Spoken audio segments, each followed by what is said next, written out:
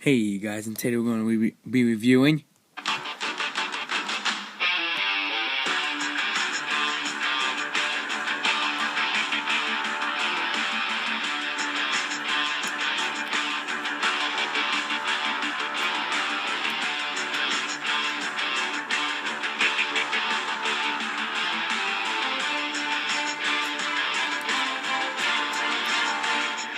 No More!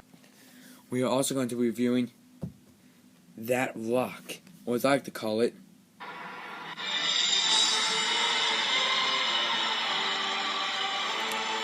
Bandai Ghidorah! The reason we are doing two is because if I were to make a whole video on a rock, I'd be crazy. The only reason I say it's a rock is because it really only has one point of articulation. So let's get Bandai Ghidorah out of the way first. Here we have the box, which is the same box as the Godzilla Bandai 1954. You have the front, which is pretty cool. You got the side, which you really only need to see that. You have the back, which is that, and I also have that guy, which I might do a review later on. And then there's the other side. Pretty cool. And then the front. And that's about it for the box. Let's get into the figure itself. For the articulation, you have the tail. The tail has some movement. And that's about it. Even though, oh wait, never mind. Okay. Even though it only has one point of articulation, it is still an awesome figure, and I would definitely recommend it. If you get this, it's a great part to your collection of Godzilla, because this was actually really hard for me to find, and I think I was actually pretty lucky to get it for Christmas. But now that we're done with the Bandai Ghidorah, let's get on to now this thing. This is probably one of my favorite pieces to my Pacific Rim Neca collection. It is awesome. Now for some information. His name is Knifehead. His breach date was February 29th, 2020. He's a Category 3, and he was killed in battle by Gypsy Danger using the laser arm blast.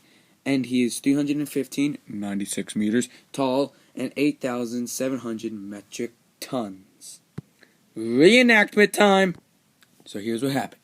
Gypsy Danger was called into battle because Knifehead came out of the breach and they were going to fight. The two pilots of Gypsy Danger, Yancey and Raleigh Beckett, they were fighting Gypsy Danger, and they did the laser arm blast on him, and they supposed he was, almost killed, but they thought he was dead, but he wasn't. So he came back and hit Gypsy in the face, and Gypsy fell. He then uses his knife and impales Gypsy Danger's chest, and then he uses his hand and sticks it in Gypsy Danger's head, and rips out half of the head, killing Yancey Beckett, which is Raleigh Beckett's brother, and he torn out of the con pod of Gypsy Danger's head. Raleigh then, alone, being the only pilot, used his laser arm and shot Knifehead one more time and killed him. And then he's the second pilot to control a Jaeger by himself, and he made it all the way back to land, and that is how Knifehead died. Rest in peace, Yancey Beckett. Ha! Now on to articulation. Once again, you have a neck joint, and you can open and close his mouth, just like that. For the arm, you have a shoulder, which can go up and down and in and out, but this is a little hard to do. And then you have an elbow. For the little hands, you have another little shoulder, and the hand can once again do a 360.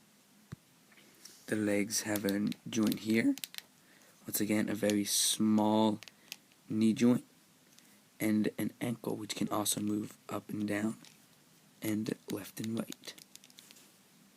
And then the tail once again is with a wire, so you can get very bendy, but be careful because it can break out of it.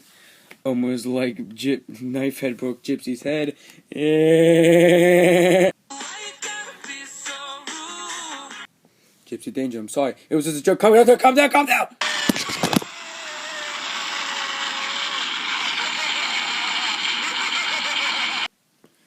Size comparison. Here we have the two figures next to each other. Here we have Neca, Pacific Rim, Gypsy Danger. And here we have him next to Bandai Ghidorah. Here we have Bandai Ghidorah next to SH Monster Arts, Godzilla 2014. Oh, God! Here we have Damaged Knifehead with Godzilla 2014 SH Monster Arts. And here we have Godzilla Bandai 1954. Told you I had it.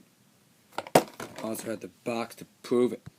That's about it. I guess I'll see you next time.